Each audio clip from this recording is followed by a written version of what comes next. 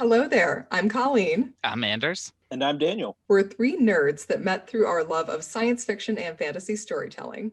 Of course, one of our favorites is George Lucas's signature achievement, Star Wars. And if there's one thing the internet definitely doesn't have enough of, it's nerds talking about Star Wars. So here we are with yet another Star Wars podcast, where each week we discuss one of the films in the current Star Wars canon. From the sands of Tatooine to the levels of Coruscant, we cover it all.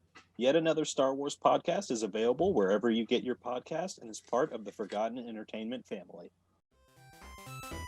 Hi, I'm Mike. And I'm Dave. And join us every Thursday for a new episode of Two Player Bros, a podcast about two guys who play way too many video games. Join me and Dave as we talk about the latest in Xbox, PlayStation, PC, and VR news, previews, and reviews. We have it all, and we play it all. And join us every other week for Post Game, where we play through and dive deep into our favorite modern classics and new releases. That's Two Player Bros, available every Thursday wherever you get your podcast, part of the Forgotten Entertainment family.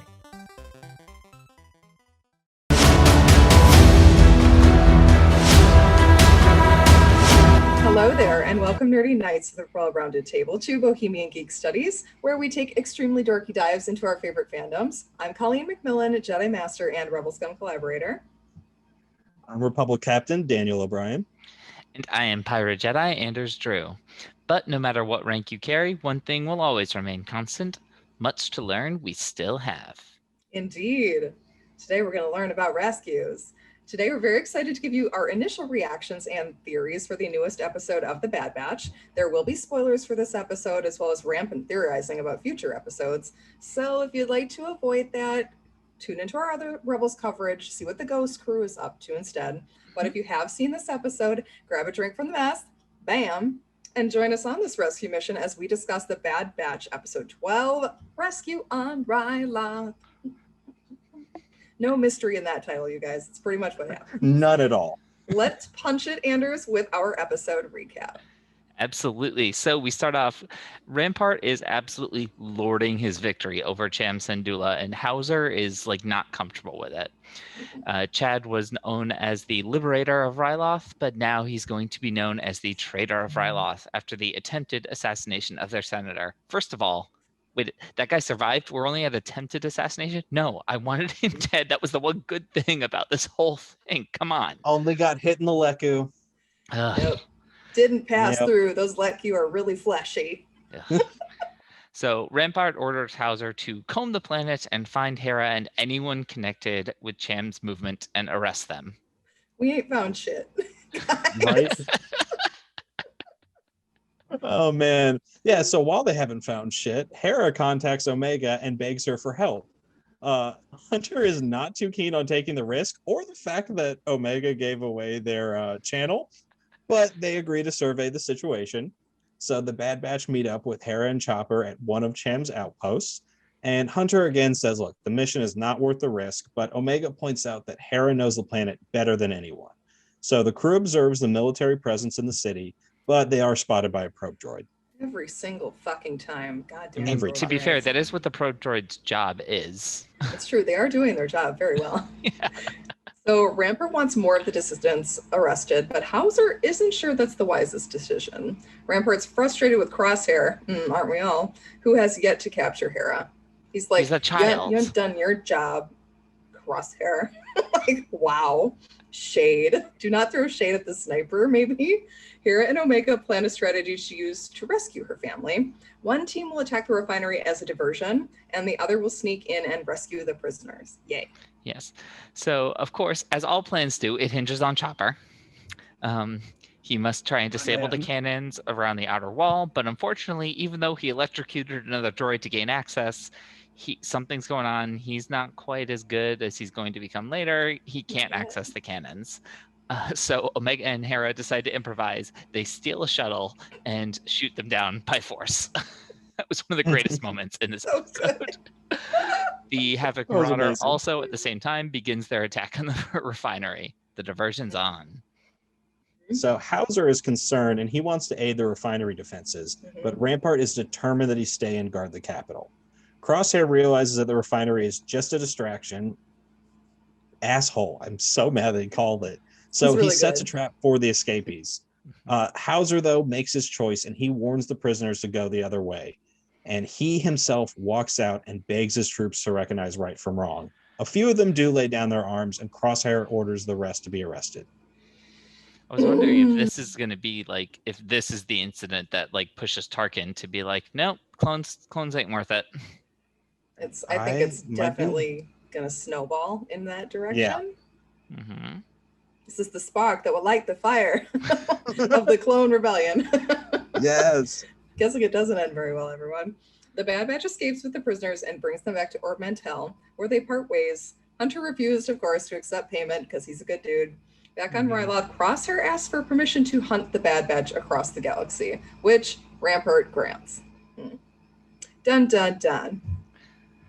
Ooh, pretty solid episode. I did like this as like a two-parter. Yeah. Mm-hmm. Really, really enjoyed it. Love seeing Hera, love seeing Chopper. Cham, not quite as awful as he is in other things. No. But that might be because Eleni was stealing like most of the spotlight from him, which, yay. Please, more Keeping him in Eleni. check. Yeah, exactly. They were actually really cute too, like super like snuggly. I was like, oh, Cham, you're not a douchebag. Yeah, I like them together. All and because of your wife. Yes. it just makes it so much sadder knowing what's going to happen. Yeah, I'm not looking forward to that. Speaking of which, reactions, favorite moments from this episode, I'm so relieved. Not only did Hera's mom not die yet, Yes. big yet there, Hauser was taken prisoner instead of being killed too. Like, thank the gods. Maybe the creators realized that this like clone Captain Cutie is like taking over social media because he did. Every fan artist that I follow that like does Star Wars made a Hauser fan art like immediately. Because he is fine. Either way, I was happy to see Hauser fight back against this mental conditioning, and he inspired other clones to follow him. Yes, big Rex energy there. He's definitely a threat now, though, so I don't expect him to live much longer either. Yeah. Not gonna go well.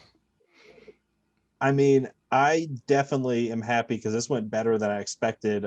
Characters dying wise, I really thought Hauser and Eleni were both gonna bite the dust in this episode, and so I'm glad that they survived. But it just makes it that much harder knowing that we might see both of those later on, and we're gonna get more connected to them. Yay! Yeah, exactly. I mean, it was a really fun episode though. Like, I enjoyed the action. The refinery set piece was so much fun. The standoff with Crosshair and Hauser, that I was like on edge the whole time because I was really afraid that there was just going to be a sniper bolt out of nowhere, and it was just very tense. And like, and Omega and Hera's interaction, it just left me feeling so happy. Like, I loved their meetup and it was just so fun. I love them. Yeah. I loved this episode. I wasn't really quite sure what we were gonna get. The way the last week ended, how exactly Hera was going to get in contact with them, but luckily they just wrote that off. They said, oh yeah, Omega gave it to her, like that's fine. Now let's move on. The action sequences, the two shuttles kind of going back and forth, Hera and Omega like trying to talk out the fact that they stole the shuttle, like we had to come up with a backup plan. Everything's fine. How are you? We're good. Yes, we're fine here now. How are you?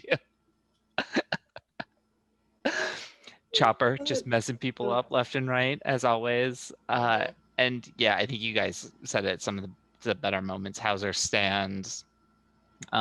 Interesting to see Rampart admit that he underestimated the Bad Batch. Kind of a Thrawn moment there for him. He's like taking the new information, process, letting the anger start to get the better of him. I'm worried about Crosshair though.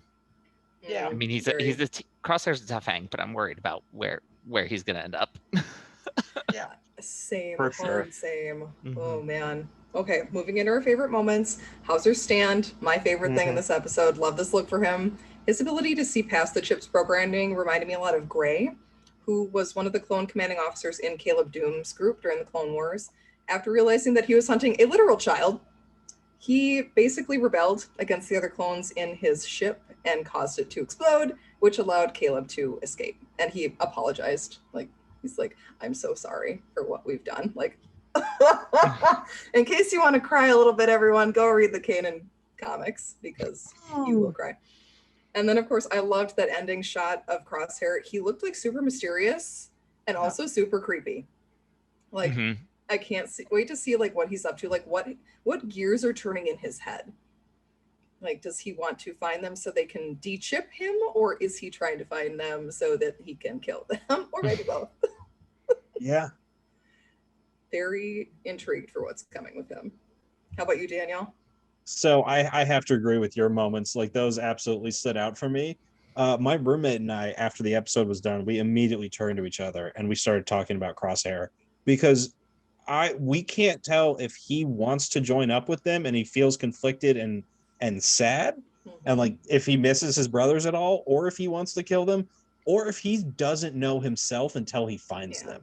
Yeah, I think he doesn't quite know what he's after, because he looked angry and sad and regretful, and like all sorts of emotions across his face at the end there. He's probably also got some jealousy in there at this point too. Yeah, they're free. Yeah, they're free. They haven't gone through what he did. Like that, the way they messed with his chip had to have been painful. So on the burn on his head is on the side where the chip is too. Yeah, so and like, that was looking gnarly. Did that fuck him up a little bit too? Like, he's just been through a whole lot ever since he turned on his brothers, and so I don't think we're gonna get a redemption for him. I don't think things will ever end happy for Crosshair. No, definitely not. Yeah. This is Star Wars. No one's happy. No.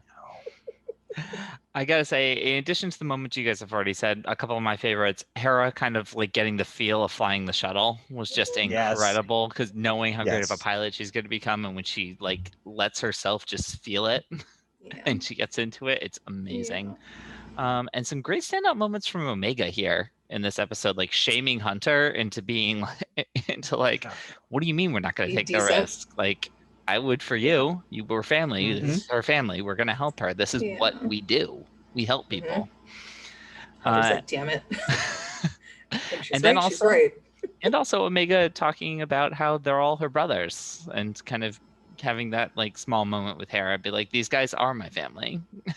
Kind of that reinforcing was really nice. That. You're like, no, these literally are my brothers. Like, oh shit, what's gonna happen? Yeah. They keep pushing this family thing, and I'm like, no. I mean, I half expected the Omega getting kidnapped thing to go on longer than it did. So yeah, I don't want the family to break up, but I'm very afraid it could happen. Very much so. Super scared.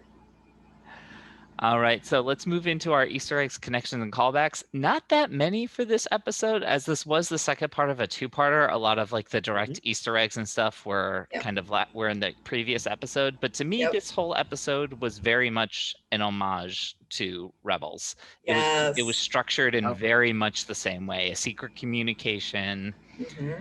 For a distress call, they come up with a stealth infiltration plan that absolutely does not go well, and they have to improvise, putting kind of Omega and Hera into the roles that like Sabine, Zeb, and Ezra find themselves into. When Hauser makes his stand and he kind of like walks out of the building to face down the soldiers, very like Kanan and Ezra. I mean, they'd be going in for a fight, not to talk, but very much like standing your ground to let the others escape.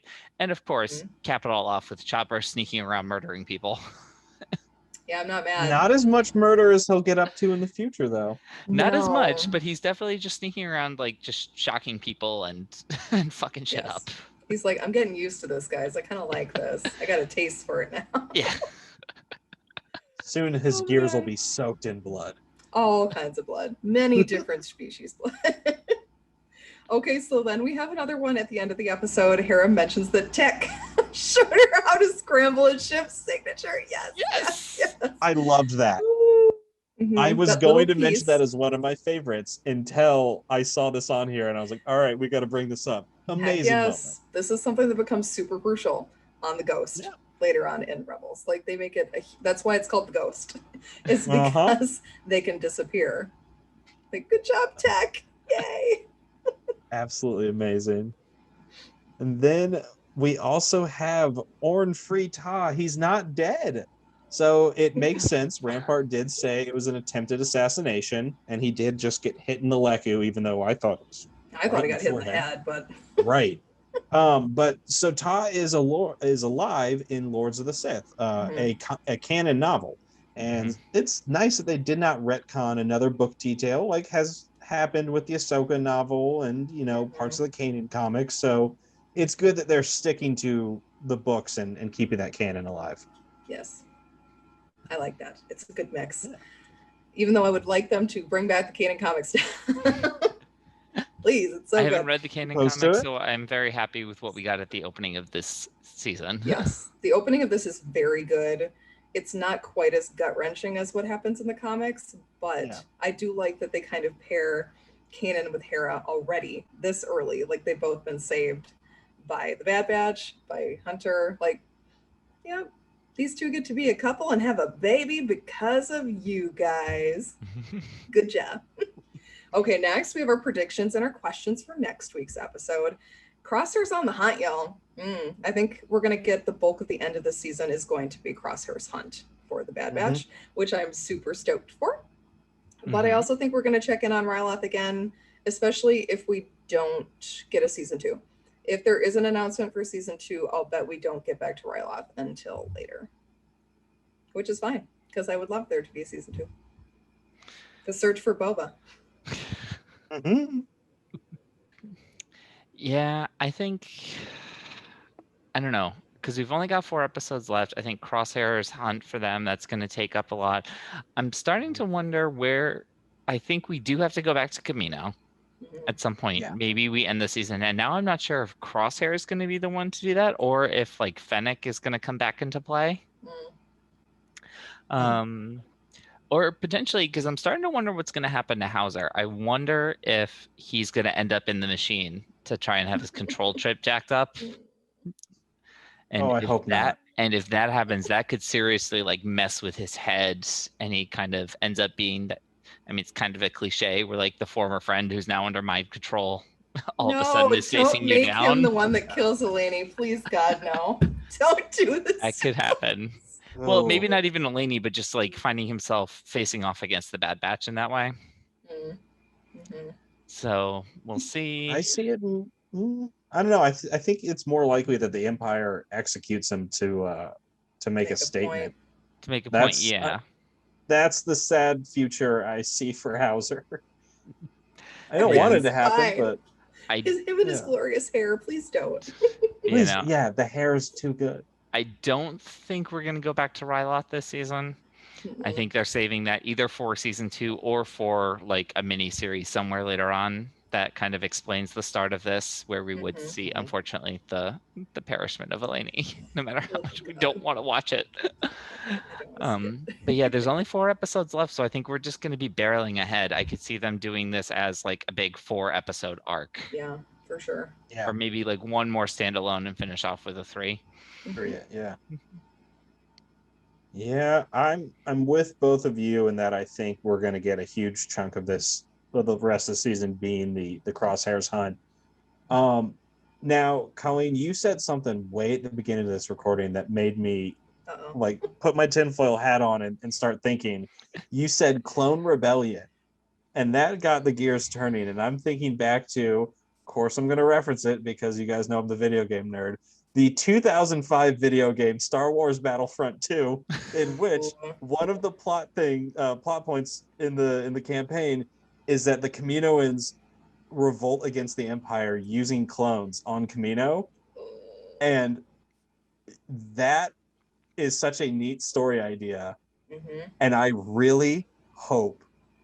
Now that's crazy tinfoil. I know that I'm reaching out there, but I think that would be a cool plot point to explore if we go into future seasons. That would be really cool if the Empire decides to turn the clones on the Kaminoans, and then the Kaminoans are suddenly like, oh really? Execute Order 99. We've got our own batch over here, so I think that's endgame situation for this. They've included way too much of the Kaminoans being shady as fuck for them not to go in that kind of direction. There's something going on in the background. Yes. Oh, get the shivers. It's going to be great, you guys. I can't wait. Right? I think there's going to be a lot of people who doubted the Bad Batch at the end of this season going, holy shit, I can't believe they did that. And I can't wait for the next season. Mm-hmm. Yes. Well, I Give mean, us- I First, we have to get started. visions, so it's okay. Yes, we do need to get visions first. I'm fully in on I if they want to did do a start Twilight as of the a Apprentice doubter. situation. Mhm. I wouldn't be surprised if it was a downer. It's got to be in some way a downer. Mm-hmm.